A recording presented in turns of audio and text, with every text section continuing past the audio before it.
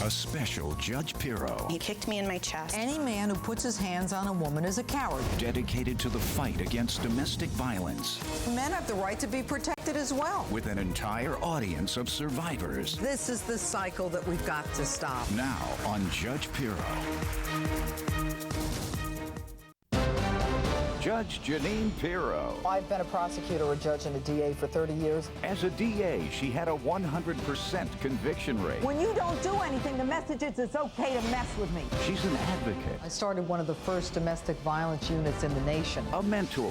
The most important thing that you can learn here tonight is that you must believe in yourself. A judge. Where do you get off making a decision a child should not see the father? Justice with conviction. Judge Jeanine Pirro. Today's show is dedicated to an issue near and dear to my heart, domestic violence. As a young prosecutor, I started one of the first domestic violence units in the nation. And as a judge and district attorney, I continued the fight to protect women and punish those who abuse them. As a tribute to victims of domestic violence and those silent witnesses who have lost their lives, today my courtroom is filled with survivors. I hope that this show brings both awareness and inspiration to the so many involved in abusive relationships. During Domestic Violence Awareness Month, I reflect back on many who slipped through the cracks. Janet Pettit's husband beat her regularly, but cops refused to arrest him because she drank. I filed charges, but Janet came to court drunk. The judge dismissed the case, and later she was found burned and strangled, just as her husband threatened. Her only justice was in death. I vowed never to let the system fail another victim, and so should you. Call 1-800-799-SAFE or go to thehotline.org.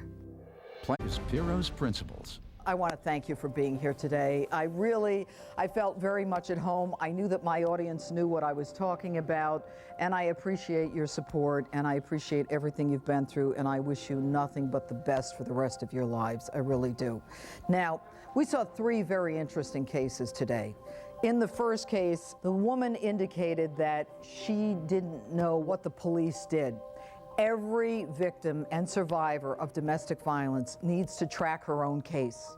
She or he needs to call the police to follow up. Never tolerate someone saying we're not going to do a report. You're entitled to that. That's their job, and that's your only evidence. So know your rights. Know that you're entitled to get a report, and you're entitled to get a copy of them. Now, in the second case, where I spoke to that delightful little boy, Bates, who was 7 years old, one of the cutest little boys I've ever seen. He is like so many children in this country who witness domestic violence.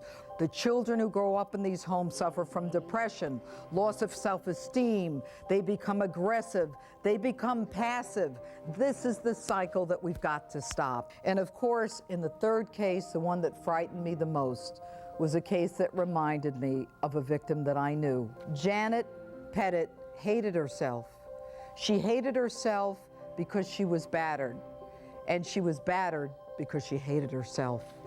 I worry about people who have alcohol problems. Easy for the system to ignore those victims. Thank you for being with us today. Thank you for being part of this very special day.